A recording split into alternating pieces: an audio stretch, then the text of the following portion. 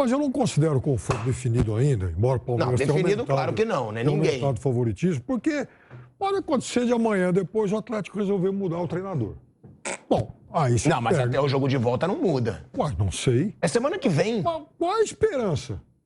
Qual a esperança de virar com um time comandado por Luiz Felipe Scolari? Não, mas calma aí. Você acha que ele tem que trocar de treinador já pra semana que vem? Sim. O cara chegar pra já jogar esse jogo? Se o Atlético Mineiro tiver ainda alguma perspectiva de avançar, ele tem que trocar. Se o Filipão seguir até o confronto de volta, o Atlético está, de fato, entregando a classificação de bandeja para o Palmeiras. Esse time é muito... Veja... Piperno, mas a gente está falando de uma semana. Você acha que tem que trocar o treinador faltando uma semana para o jogo de volta? Vamos, eu até perguntei isso pro Bruno, né? Eu adoro... Falei, Bruno, o jogo já é semana que vem, né? Bom. Porque se não fosse, até poderia, mas aí troca o treinador já chega para esse jogo. Eu adoro matemática. Então vamos falar em probabilidades. Você tem um técnico que dirigiu o teu time 9 jogos e não ganhou nenhum. Qual a perspectiva que esse cara te dá para um confronto que vai acontecer daqui uma semana? Você confiaria nele ou você arriscaria buscar alguém de fora? Alguém no mercado? Para ser sincero, para um jogo que vai ter daqui a uma semana, eu não troco. Acho que não tem... O que você vai fazer? Vai chegar um cara que não conhece o time? Tá, e esse aí conhece, está fazendo o quê? Você vai morrer abraçado ao erro? Vocês trocariam? Todo mundo na mesa. Flávio, você trocaria? Não, acho que não dá pra fazer nada. Mas você vai trazer quem? Trocaria, Bruno? De Ospo? Acho que não, pelo tempo, não, mas acho que também não vai durar muito, não. Trocaria, Mauro? Se tivesse uma opção razoável, sim, mas quem vai fazer a escolha são os mesmos que escolheram o Felipão. Então deixa como tá, eles vão fazer uma outra bobagem.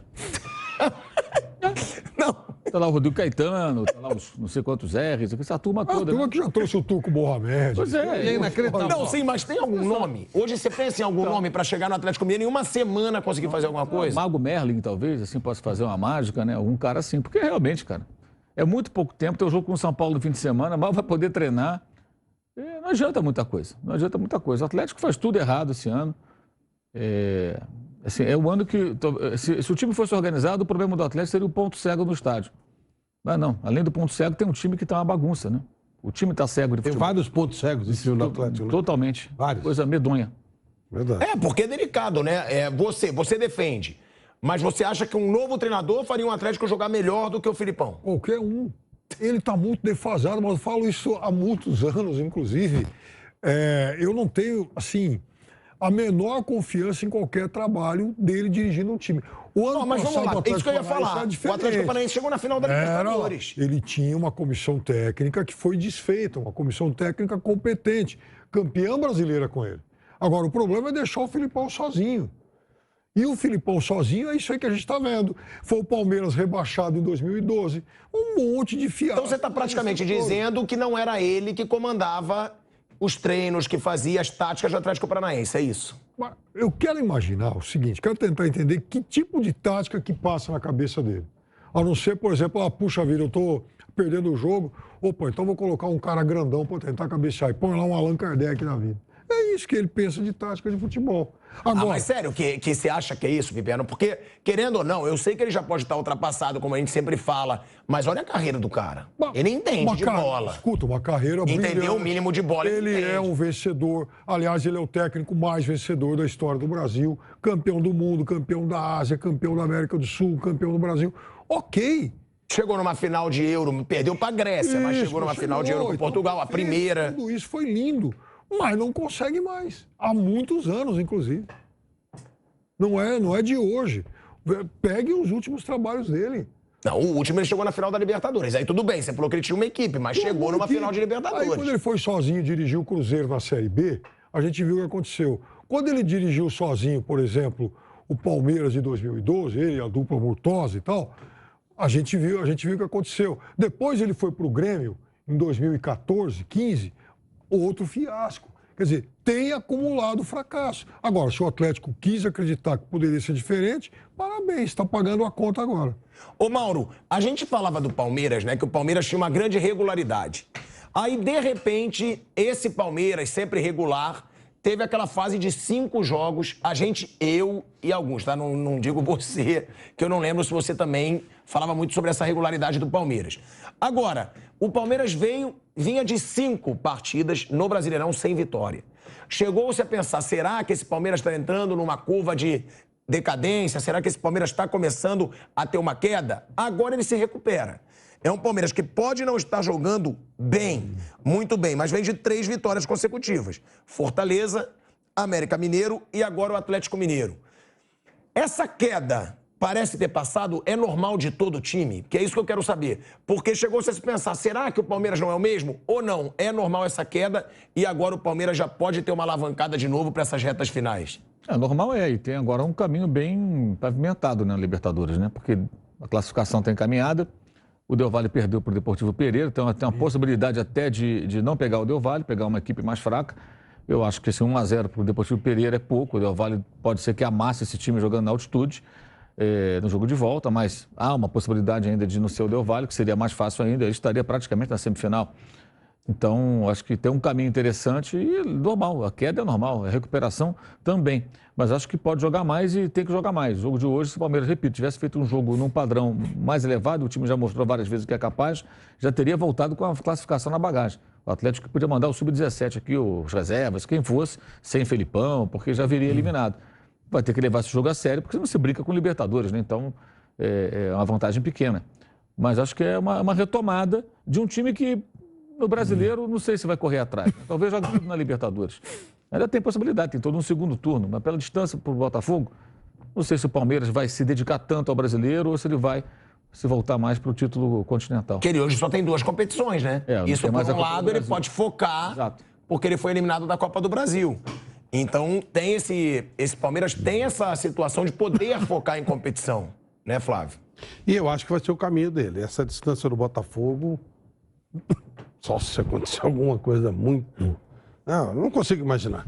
O Botafogo vive um momento, inclusive o momento físico do Botafogo, né? Tem virado alguns jogos, conseguiram algumas coisas em finais de jogos que isso chama atenção, né? Hoje de novo. De novo.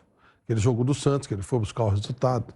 Então, eu acho que dificilmente o Botafogo vai perder esse embalo, vai ficar em cima dessa conquista de campeonato. Bruninho, a gente falou do Palmeiras, né? Que esse Palmeiras deve focar agora na Libertadores, tá fora da Copa do Brasil e no Brasileiro tem essa distância de 12 pontos pro Botafogo, pro líder Botafogo. Na próxima rodada do Campeonato Brasileiro, tem o Fluminense fora. E logo depois esse jogo de volta contra o Atlético Mineiro. Agora, o Palmeiras construiu a vantagem. Vai jogar em casa contra o Atlético Mineiro, podendo perder por um gol de diferença que vai para os pênaltis. Será que mesmo assim, aí eu pergunto para você também, Piperno, o Palmeiras vai poupar titulares contra o Fluminense ou não? Vocês não acham a cara do Palmeiras? Vai com titular contra o Fluminense e vai com titular contra o Atlético Mineiro. O Abel esse ano até está forçando bastante os titulares. Vamos ver o que ele vai fazer pro fim de semana. Eu tentaria jogar com o melhor time possível. É claro que é uma distância enorme para o Botafogo e o Botafogo vai ter uma queda de rendimento. Aí tem que ir, porque é impossível manter o aproveitamento que tem o Botafogo. Eu falei aqui, ano passado, o líder a essa altura era o próprio Palmeiras com 33. Agora o Botafogo tem 43. O Botafogo tem 10 pontos a mais que o líder do ano passado em 17 rodadas. Se o Botafogo vencer os 2 jogos, o Botafogo tem a melhor campanha. O Piperno que lembrou isso. Tem a melhor campanha da história do primeiro turno de qualquer turno do brasileiro dos pontos corridos. Sim, é uma campanha absurda. Então vai baixar em algum momento. Aí tem que ver se vai ser o suficiente para alguém alcançar, porque a vantagem que eles abriram é muito grande. Então eu acho que ainda é cedo para tirar completamente o brasileiro. Claro que o Botafogo abriu uma vantagem que o coloca como o grande candidato, principal favorito.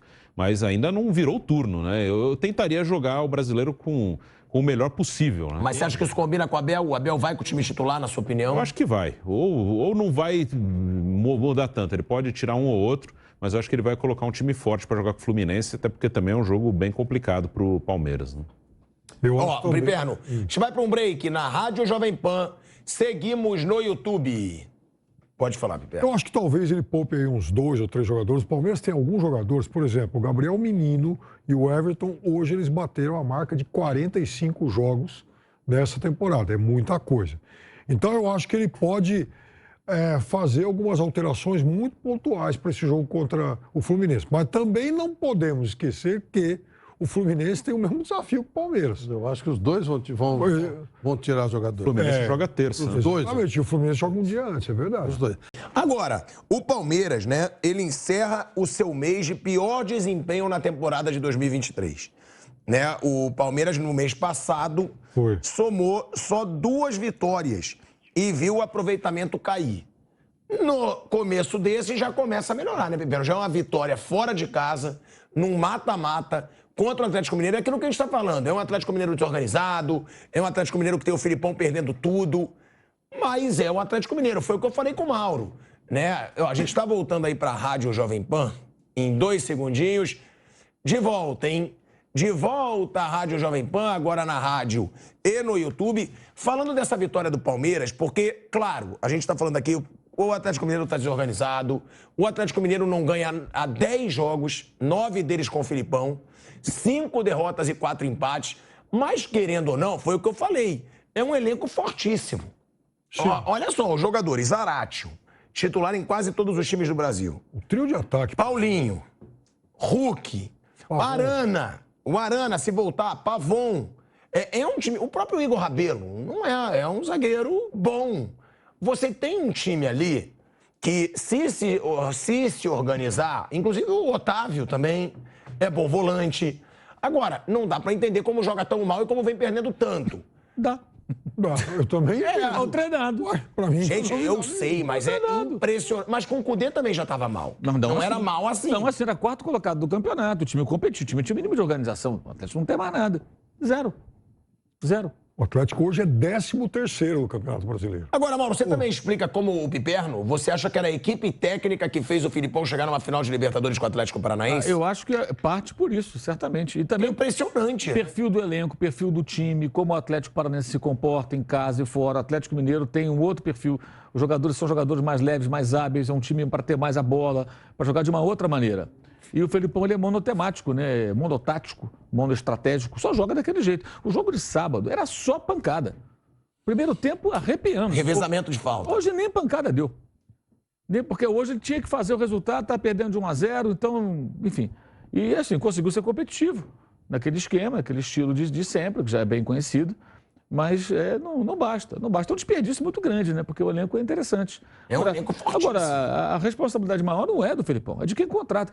Quando as pessoas falam, não, tem que ter uma gestão profissional no futebol, o Atlético tem um diretor executivo, gente. Um cara profissional. Chama-se Rodrigo Caetano. Ele contrata os técnicos. O Borramed foi ele que inventou, que não tinha nada a ver, um técnico que nem na Argentina ninguém entendeu. Porque o Atlético, campeão brasileiro, campeão da Copa do Brasil, semifinalista da Libertadores, foi buscar um técnico em baixa e com um perfil bem diferente do Cuca. E não deu certo. Agora, por que o Felipão? Buscaram um escudo, um técnico que tem um nome, mas não adianta, você tem que ter um cara capaz de fazer aquilo funcionar. Eu até entendo que o Cudê não tinha mais clima, uma série de problemas que eles tiveram lá, ele também andou fazendo algumas bobagens ali, algumas Aí não botou o Hulk pra jogar, o Hulk ficou insatisfeito com ele, querendo ou não, é um dos líderes do grupo. Mais ou menos isso, né? Porque na eliminação da Copa do Brasil, dos 4 tempos, o Hulk jogou 3, né? Um ele entrou durante, o outro jogou o jogo inteiro. E no gol não fez nada de tão decisivo assim. Aliás, até ajudou na vitória lá, ele participou da jogada dos gols, mas não fez gol. Então, assim, o problema era maior do que isso. Isso aí foi um capítulo da história.